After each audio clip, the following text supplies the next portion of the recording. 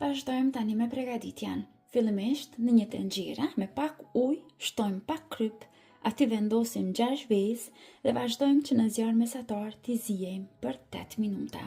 Ndërkohë që vezët zihen, ne do të vazhdojmë që t'i përgatisim të gjitha produktet e tjera që na nevojiten për këtë recetë.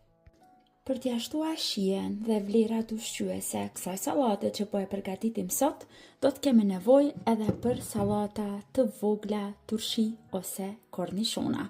Unë po përdor nga ky lloj pasi më pëlqen më shumë shija që kanë. Vazhdojmë tani marrim disa kornishona nga kavanoza dhe i prejmë në copëza më të vogla.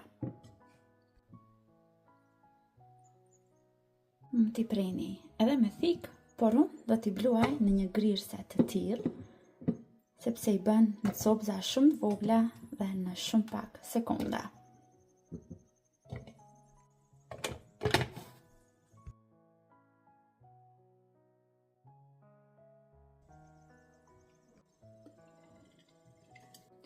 Tani te kornishonat e thermuara, vazhdojmë që shtojmë edhe pak mish. Unë po përdor mish të terrën ose mish të thatë në fileta të prerë holl. Mund të përdorni edhe sallam pule nëse keni dëshirë. Në total përshtoj 100 gram për këtë masa që po e përgatit këtë sallatë. Një që vezët janë zier, vazhdojmë që me thikë t'i prejmë në copëza më të vogla. Tani brenda në i shtojmë edhe vezët e ziera dhe të prera imët. Në këtë recetë do të përdorim edhe pak krem djathi dhe unë zakonisht e zgjedh kremin e djathit nga marka Pënar.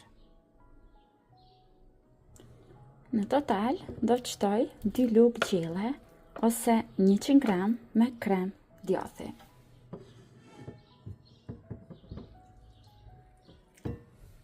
Vazhdojmë tani që shtojmë brenda edhe majonez dhe njëjtë edhe majonezin unë e kam zgjedhur nga marka Pënar. Në total do të shtojmë edhe majonez, dikon prefërsisht.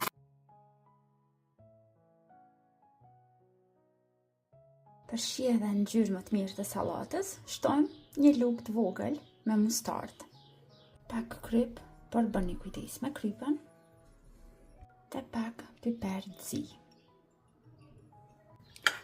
Përzi e mirë, e sallata është gati.